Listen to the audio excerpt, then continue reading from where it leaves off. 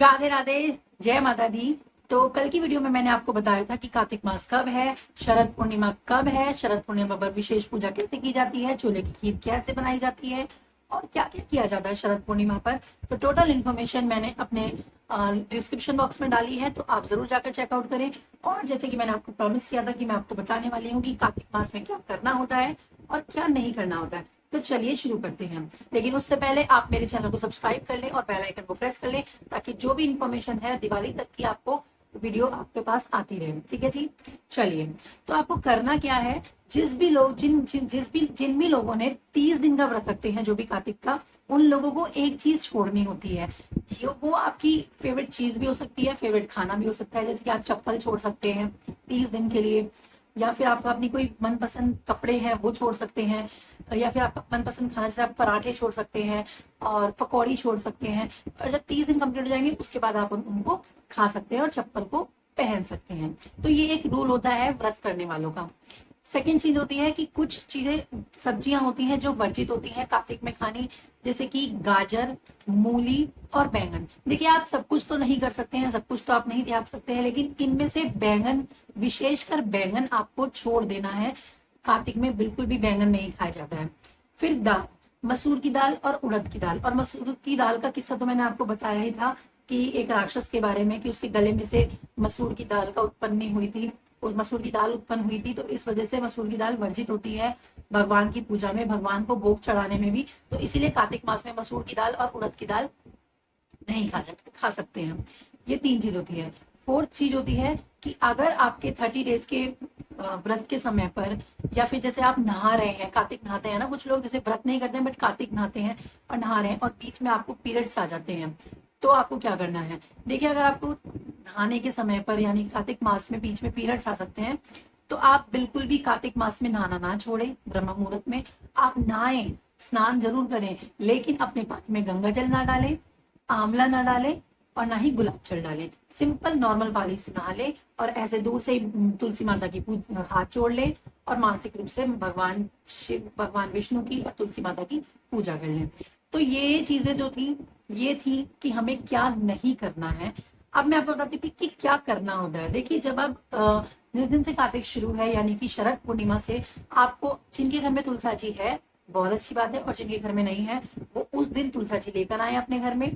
और तुलसा जी लगाने से पहले रामा तुलसा, श्यामा तुलसा दोनों साथ लाएं, एक पौधे में लगाएं और बीच में, क्योंकि कहते हैं कि तुलसा जी के हृदय में विष्णु भगवान वास करते हैं, तो ऐसे ही आपको तुलसा जी के बीच में शालिग्राम जी लाने हैं और उनको बिठाना है और पौधे को लगाना है। इस तरह से आप तुलसी माता के हृदय में भगवान विष्णु की जगह बना देंगे। ठीक है जी। तो ऐसे आपको करना है। फिर आपको ब्रह्म मुहूर्त में डेली स्नान करना है। स्नान का मैं आपको पिछली वीडियो में बता चुकी हूँ।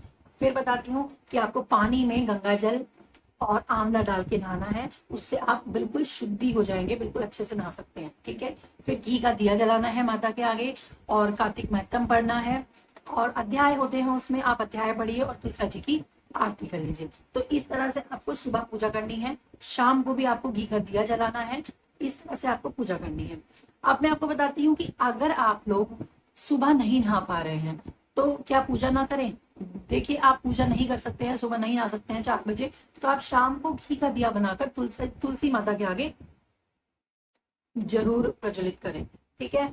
और इन दिनों में दीपदान का बहुत बड़ा महत्व होता है, तो दीपदान जरूर करें। जैसे आप दीपदान कहाँ कर सकते हैं, सबसे पहले दिया बनाइए, तुलसी माता के आगे रखिए, फिर अपने घर में जलाइए, अपने मुख्य द्वार पर जलाइए, पेड़ों के नीचे जलाइए, मंदिर में जा रहे हैं वहां जलाइए, किसी अंधकार भरी जगह में, जैसे अंधकार है, पार्क होते हैं आपकी सोसाइटीज में, वहां अंधकार हुआ है, वहां जाकर दिया जलाइए।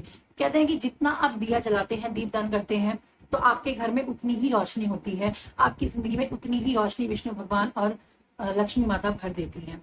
तो ये आपको करना है। और आपको एक चीज और करनी है, जब आप तुलसी का पौधा लगाएं, या अगर आपके घर में ऑलरेडी है, तो आप एक तो शालिग्राम जी जरूर उनके पास लाकर रखें, और एक कौड़ी, जो सफेद कौड़ी आती है ना, वो 5 या 2, जो भी आपकी इच्छा हो, वो लाकर तुलसा जी में जरूर रखें और 30 दिन उनकी लगातार पूजा करें।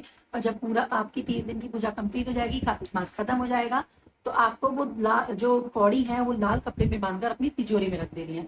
इससे लक्ष्मी माता की विशेष कृपा बन जाती है आप पर पूरे साल भर के लिए। तो देखा आपने कितना महत्व है कार्तिक मास का। तो ये चीजें हमें करनी होती है। एक झंडा लगाने का बहुत महत्व होता है। आप किसी भी मंदिर में जाकर झंडा लगा दीजिए, हनुमान जी के मंदिर में, विष्णु भगवान के मंदिर में, या फिर माता रानी के मंदिर में, कहीं भी जाइए आप झंडा लगाइए, अपने मंदिर के ऊपर झंडा लगा दीजिए, ये महत्व होता है। और आप लोग दान जरूर कीजिए, जैसे कि गाय की सेवा कीजिए, छोटे जो बेजुबान जानवर हैं उनको कुछ खिला दीजिए, दूध, जैसे कुत्ते आते हैं आपकी गली में तो उनको दूध और बिस्किट वगैरह या ब्रेड वगैरह खिला दीजिए। और अब ठंड हो रही है, कार्तिक मास में ठंड हो जाती है, तो बेजुबान जानवर जैसे आपकी गलियों में होते हैं कुत्ते बिल्ली, उनके लिए बोरा दान कर दीजिए, कि बोरा बिछा दीजिए, उनको उस पर सुला दीजिए, उनके लिए छोटा छोटा घर बना दीजिए। मार्केट में अवेलेबल होते हैं बने बनाए घर, रेडीमेड हाउसेस डॉग्स के लिए, वो लाकर उनके अपने पार्क में लगा दीजिए। तो ये सब दान आप जरूर कीजिए। किसी गरीब को खाना खिला दीजिए, उनको कंबल दान कर दीजिए। तो ये दान विशेष महत्व होता है दान करने का, तो ये आप जरूर कीजिए कार्तिक मास में।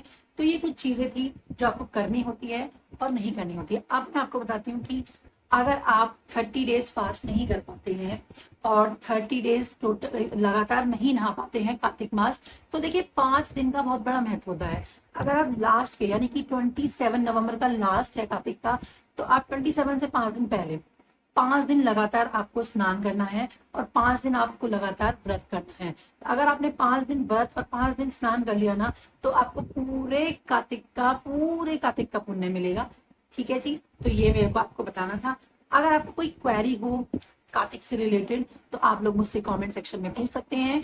और जो इससे पहले वाली वीडियो है कार्तिक के बारे में, उसका लिंक डिस्क्रिप्शन बॉक्स में मैंने डाल दिया है, तो वहां जाकर आप चेकआउट कर सकते हैं। और अगर आपको वीडियो पसंद आई तो उसको शेयर करें अपने लव्ड वन से, और कमेंट में मुझे जय माता दी और राधे राधे जरूर लिखें।